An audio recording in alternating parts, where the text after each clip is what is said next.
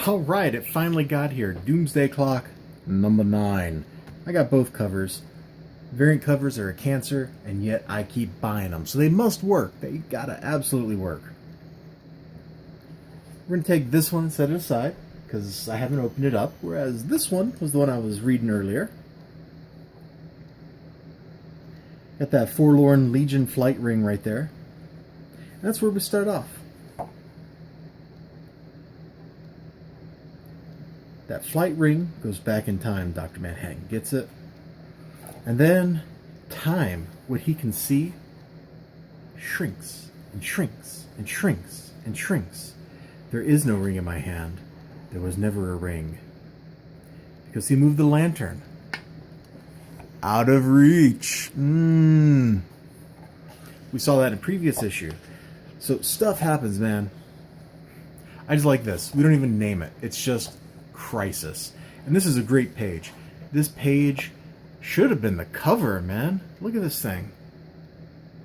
That's a comic book cover right there.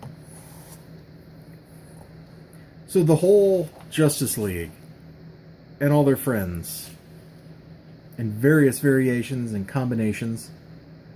Got the Doom Patrol, like literally everybody's coming out for this party.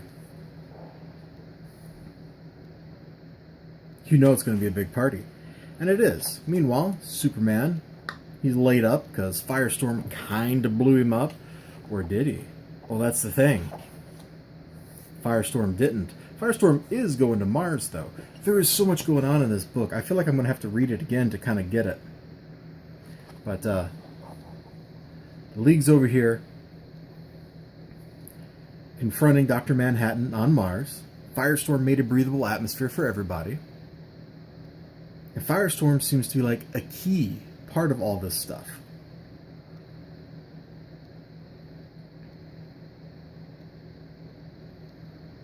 There is so much going on here. The fight sequence, as futile as it seems to be, is super impressive. I'm not going to show any of it. And then there's this sequence. The professor set the kid up to make Firestorm. It's all part of the Superman theory stuff that's going on through the whole story.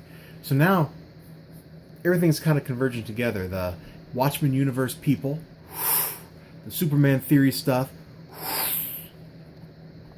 like that. Ow.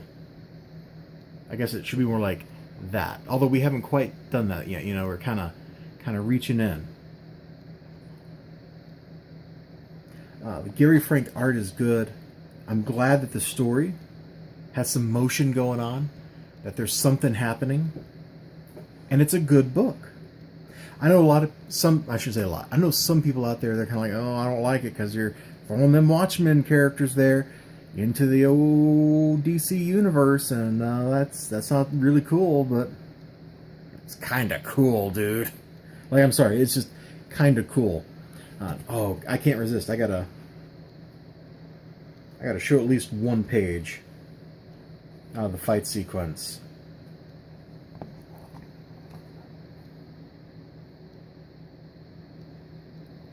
Everybody is laying into Dr. Manhattan, and he barely even seems to notice it.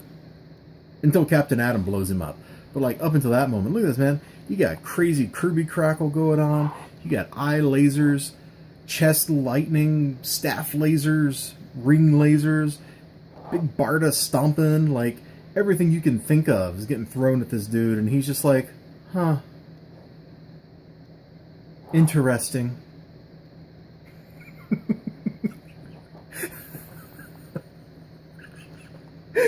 I love it, especially coming on the heels of Guy Gardner trying to intimidate him.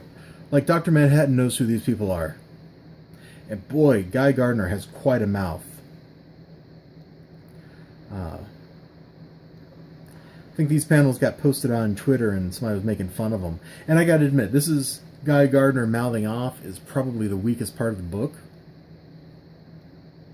But it works to set things up pretty well, because look how tough we are.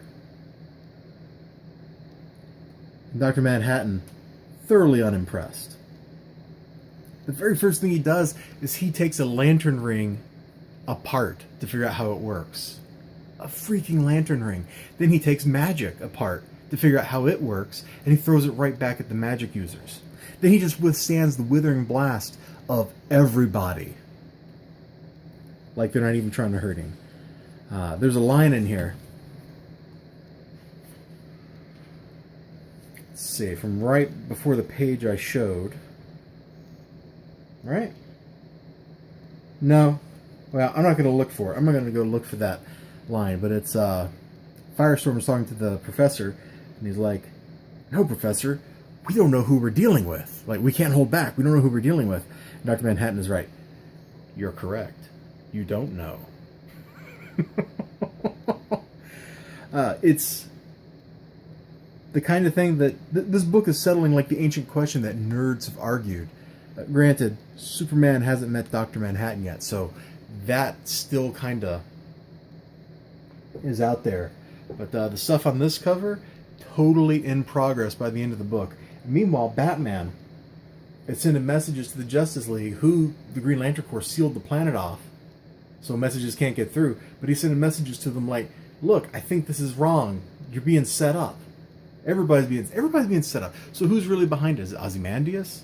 Is it Luthor? Luthor showed up and gave Lois Lane a gun so she'd feel comfortable talking to him instead of him killing Superman. What is going on? I don't know what's going on. And now I'm kind of like, And what do I have? I have to wait. With how this book has been coming out, I have to wait. Not 1 month. 2 months minimum. Probably 3 months. But really, the way it's been coming out, it's like 1 month, delayed like a week, so 1 month and a week, 1 month, 2 months, 2 months, 3 months, 3 months. So now we're just going to go to what, like 6 months? And then, so issue 10 will come out in 6 months, issue 11 will come out a year from that, so 18 months from now, and issue 12 will come out like 2 years after that, so it'll be like 5 years to get 12 issues out. The delays are unconscionable. And thinking about it, thinking hard about it, man, they put like all their VPs and stuff in here. Why would you do that? Nobody cares who your business strategy and finance VP is. That's dumb. Nobody cares. We care who the like editor-in-chief is. And we care about the people that worked on the book. I don't care about the freaking... It's like movies, you know? It's like, oh yeah, let's make sure the gaffer gets in the credits. Unless you're the gaffer or like his family, I don't think people really care.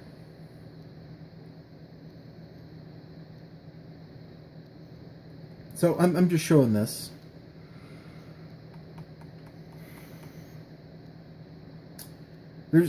I think there's like only a couple of possibilities for why this has taken so long to come out.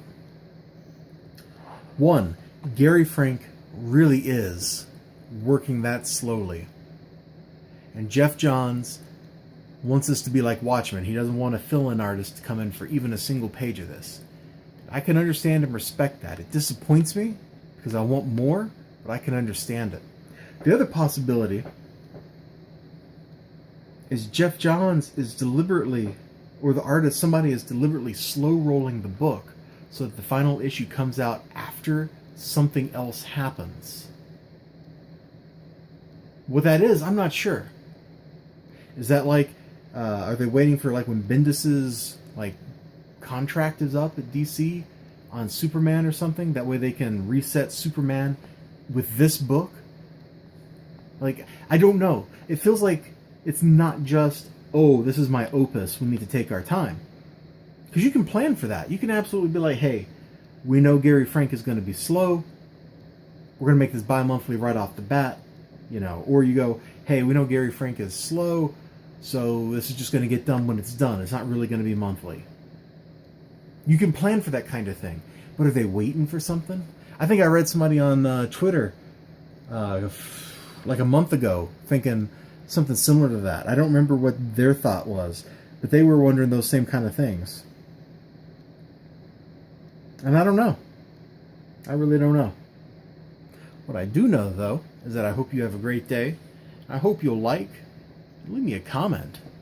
And if you're not already subscribed, please subscribe. We talk about comic books and video games here. Join my Discord server and hang out with us, because you know what we do over there? We talk about comic books and video games and movies and music, and we just have a great time. It's a bunch of friends hanging out. And I'm going to shut up now, and I'm going to let you go. Take it easy. I'll see you next time. And until then, bye-bye.